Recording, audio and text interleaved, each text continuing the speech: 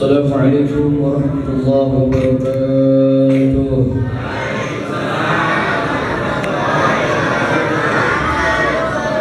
Alhamdulillahirabbil alamin.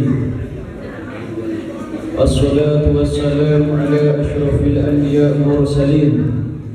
Sayyidina wa habibina wa syafi'ina wa maulana Muhammad wa ala alihi wa azwajihi wa qarabatihi wa man tabi'ahum bi ihsan ila yaumiddin.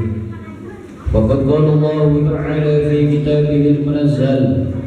A'udzu billahi minasy syaithanir rajim. Bismillahirrahmanirrahim. Ya ayyuhalladzina amanu ittaqullaha haqqa tuqatih wa la tamutunna illa wa antum muslimun. Atau kama qala fi ayatin ukhra. Bismillahirrahmanirrahim. Ya ayyuhalladzina amanu kutiba alaikumus syiyam kama kutiba alal ladzina min qablikum la'allakum tattaqun. Wa qala fi ayatin ukhra. A'udzu billahi minasy syaithanir rajim. Yarfa'illahu alladhina amanu minkum walladhina utul 'ilma darajat.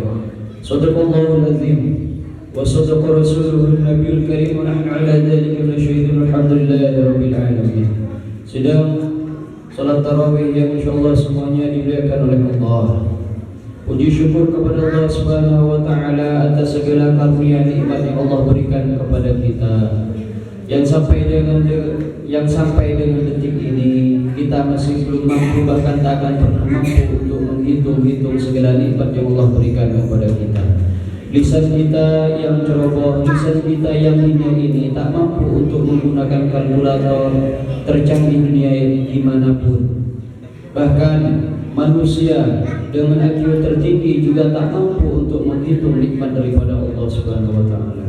Salawat serta salam Allah marilah kita sama-sama aturkan kepada junjungan kita Nabi Allah Muhammad sallallahu alaihi wasallam, kepada keluarganya, sahabat-sahabatnya serta kepada kita semuanya. Masyaallah muslimin wal muslimat rahimakumullah. Mari sejenak kita bertafakkur kepada Allah Subhanahu wa taala tentang kehidupan kita dalam kehidupan sehari-hari. Kita tengok bahwa perjalanan hidup di dunia ini kita sudah mengalami ada beberapa fase. Fase pertama adalah fase nubuwah. Fase kedua adalah fase khilafah atau khulafaur rasyidin yang dimulai daripada dilantiknya Abu Bakar As-Siddiq, kemudian ditutup dengan wafatnya Sayyidina Ali. Ada juga yang mengatakan wafatnya Hasan bin Ali.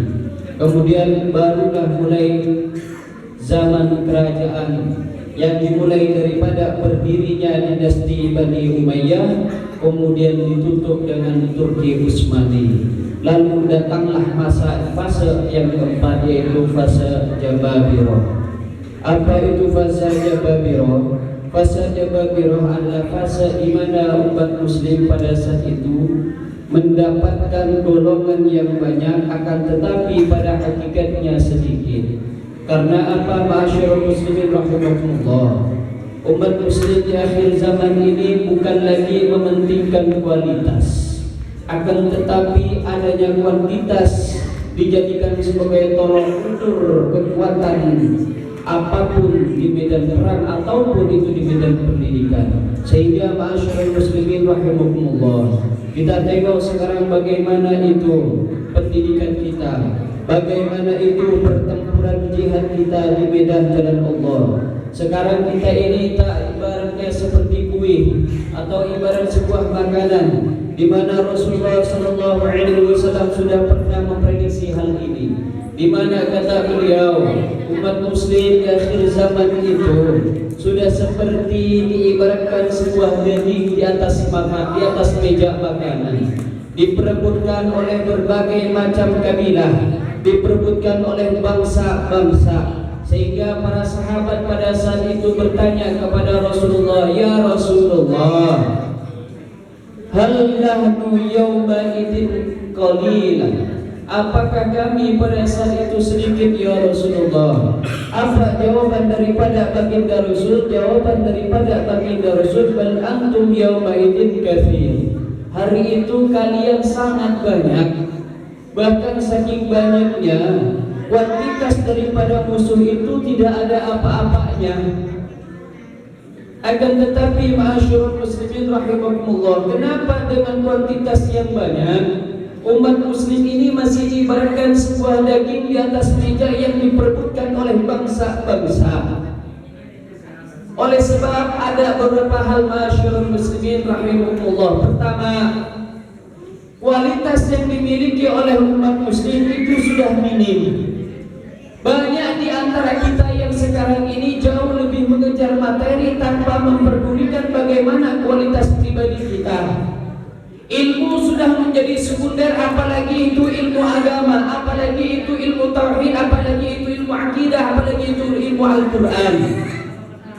Banyak di antara kita yang sekarang sudah berumur 20, 30, 40 masih belum mengenal itu apa Al-Quran. Bahkan terkadang Al-Quran yang kita punya itu hanya menjadi hiasan di rumah. Kita nggak pernah kenal itu terhadap Al-Quran. Sebenarnya hakikat Al-Quran itu apa dan bagaimana itu Al-Quran. Karena apa ma'asyiral muslimin rahimahumullah?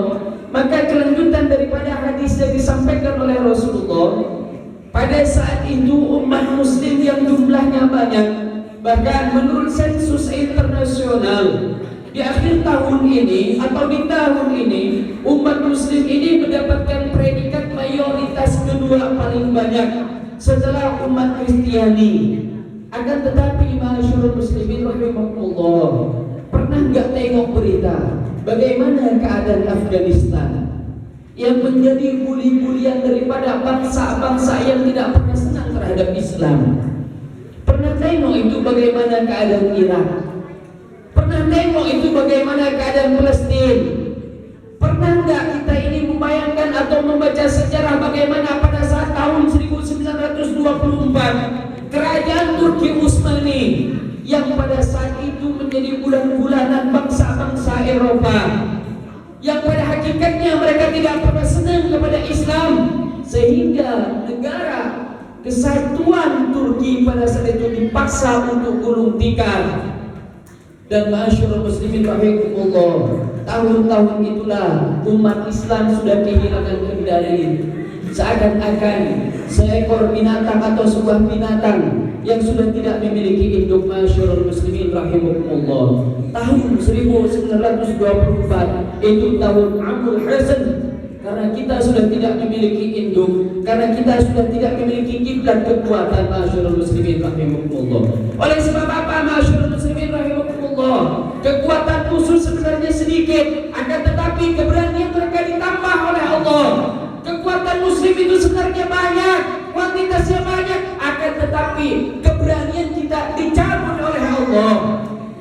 Sebab apa Allah memberikan ujian begitu kepada umat muslim? Ma'asyiral muslimin rahimahullah, pada saat itu katanya baginda Rasul sallallahu alaihi wasallam, umatku di akhir zaman itu semuanya, hampir semua terdampak dengan penyakit wahnun. Apa itu wahnun? Hubbud dunya wa karahiyatul maut.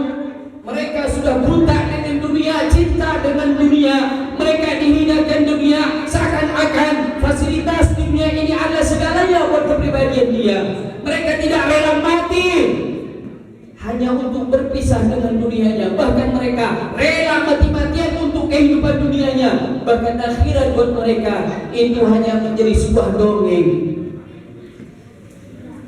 Akan tetapi ma'asyiral muslimin rahimahullah, lebih dahsyat daripada itu, ternyata umat di akhir zaman itu wa karahiyatul maut, benci terhadap kematian, takut terhadap kematian. Kita tengok itu bagaimana kepada saudara kita, atau tanya kepada pribadi kita, kalau kita ditanya, ini kita pada saat ini siap mati apa belum? Jawabannya simpel, belum. Pasti jawabannya hampir sama, amal belum siap. Itu jawabannya. Akan tetapi meskipun kita sudah tahu amal kita belum siap, kita ini jarang kok untuk mempersiapkan. Sehingga apa ma'asyiral muslimin rahimahullah, di zaman Jababirah ini umat muslim sudah menjadi bulan-bulanan oleh bangsa-bangsa yang tidak ridha kepada kita. Ingat ma'asyiral muslimin rahimahullah, rahimahumullah, Allah sudah mengingatkan kepada kita semuanya, walan tarda 'ankal yahudu walan nasara hatta tattabi' millatahum. Di bulan suci Ramadan ini sudah wayahnya buat kita semuanya untuk mengaji dan mengkaji. Sebagaimana dulu Allah memerintahkan kepada baginda Rasul untuk pertama kalinya wahyu turun kepada Nabi Allah Muhammad SAW, Iqra. Itu kenapa masyarakat muslimin rahimahumullah. Tengok itu bagaimana dulu perang Badar, 313 mampu mengalahkan ribuan pasukan kafir Quraisy pada saat itu. Karena ada kualitas di dalam pribadi umat muslim. Bahkan perang-perang setelah itu banyak sekali umat muslim itu minoritas, tapi mampu untuk melawan orang-orang atau penjajah-penjajah atau non-muslim atau orang kafir Quraisy atau kafir yang segalanya ingin menghancurkan Islam. Masyarul muslimin rahimahumullah, tombak daripada kepemimpinan muslim ini telah mampu menghancurkan ijaya daripada dua negara besar yang pada saat itu dikuasai oleh Persia dan yang kedua adalah dikuasai oleh Romawi. Tapi umat muslim yang pada saat itu dimulai oleh kualitas yang mumpuni, dimulai dari Rasulullah yang dididik langsung oleh Allah. Alhamdulillah, puji syukur kepada Allah. Rasulullah bersama para sahabat mampu menaklukkan hampir seantero dunia ditaklukkan oleh Islam. Oleh sebab apa masyarul muslimin rahimahullah? Oleh sebab kualitas di dalam diri pribadi muslim pada saat itu luar biasa masyarul muslimin rahimahullah. Maka tengok juga itu bagaimana pula sejarah daripada penaklukan yang dilakukan oleh Muhammad Al-Fatih menaklukkan Eropa pada saat itu di umur 21 tahun, di umurnya yang sudah sangat muda. Lantas bagaimana dengan budak putih kita pada saat ini masyarul muslimin rahimahullah? Kacau semuanya, kacau masyarul muslimin. Pada saat ini kalau hanya untuk menghancurkan Islam itu mudah sekali masyarul muslimin. Bagaimana caranya? Kita kasih itu gadget kepada anak-anak kecil mereka. Generasi mereka itu kasih gadget mereka biar tidak tidur itu semalaman, nanti pagi mereka tidur itu sampai malam. Begitu terus kehidupannya, seakan-akan dia sudah tidak mempunyai masa depan. Apakah tidak cukup sejarah yang sampai kepada telinga kita bagaimana dulu Andalus, bagaimana dulu Spanyol, yang notabene mereka adalah dulu bernegara Islam, tapi sekarang Islam di sana itu sekedar menjadi sejarah masyhur muslimin. Akankah kita juga seperti itu? Ingat, kita berada di fase keempat masyhur muslimin rahimahullah. Kalau kita tidak galakkan ini pengetahuan, kalau kita tidak galakkan ini kualitas yang ada dalam pribadi kita, entah kita yang umur berapa kayak sekarang kita, yang jelas Rasulullah ataupun Allah ketika memerintahkan kepada kita itu untuk demi kebaikan kita. Kita pernah kok pada zaman Bani Umayyah kita mengalami kesulitan luar biasa. Kita pernah kok pada zamannya Bani Abbasiyah kita pernah itu mendapatkan predikat luar biasa sehingga Islam merasa dijuluki negeri 1001 malam, negara Renaissance. Pernah itu. Kenapa sekarang di umat muslim seakan-akan ini tidak mempunyai induk? Ingat masyarakat muslimin rahimahumullah, kita jangan hanya berpikir kepada pribadi kita, tapi berpikir juga untuk anak cucu kita nanti. Mau dibawa kemana mereka? Kalau kita tidak kuatkan akidah mulai dari kita, kalau kita tidak kuatkan kualitas kita, jangan hanya berpikir bahwa hidup kita ini nyaman dengan fasilitas yang enak. Enggak hanya seperti itu, enggak semudah itu masyarakat muslimin rahimahumullah. Perjuangan kita panjang, ini agama ini berada di estafet kita sekarang. Bukan hanya tanggung jawabnya Ustaz, bukan hanya tanggung jawabnya mubalik, tapi kita semuanya yang notabene-nya di KTP kita beragama Islam. Masyarul muslimin rahimahullah. Malu kita, malu kalau ternyata Islam itu hanya ada di KTP kita, tapi tak mampu untuk mengaplikasikan Islam itu dalam kehidupan kita sehari-hari. Apa yang nanti akan kita ceritakan kepada Allah? Perjuangan apa yang sudah kita lakukan untuk Allah? Ingat masyarakat muslimin rahimahullah, tak ada terima kasih kita kepada Allah adalah kita dengan cara membangun agama Allah. Siapa lagi kalau bukan kita? Kapan lagi kalau kita mulai dari sekarang? Menunggu sampai kapan? Menunggu sampai kita tua? Produktivitas umur kita ini terbatas masyarakat muslimin rahimahullah. Ayo kita mulai. Kita galakkan dari sekarang. Kita galakkan kepada anak cucu kita. Kita galakkan itu ilmu pengetahuan agar kita nanti segala sektor itu mampu untuk menguasai. Kalau sudah muslim yang berkuasa, insya Allah bumi ini akan damai. Masyaallah muslimin rahimahullah. Yang terakhir kita berharap kepada Allah, mudah-mudahan di bulan suci Ramadan ini umat muslim seantero dunia mendapatkan keberkahan, mendapatkan kemenangan, mendapatkan falah dari Allah, mendapatkan serta nikmat yang luar biasa dari Allah. Kezaliman-kezaliman yang dilakukan oleh orang-orang kafir kepada orang muslim, mudah-mudahan Allah segera menangkan perjuangan orang-orang muslim seantero dunia. Ya Allah, amin ya rabbal alamin. Ini aku qulu hadza fastaghfiruhu wal ghafurur rahim. Wassalamualaikum warahmatullahi wabarakatuh.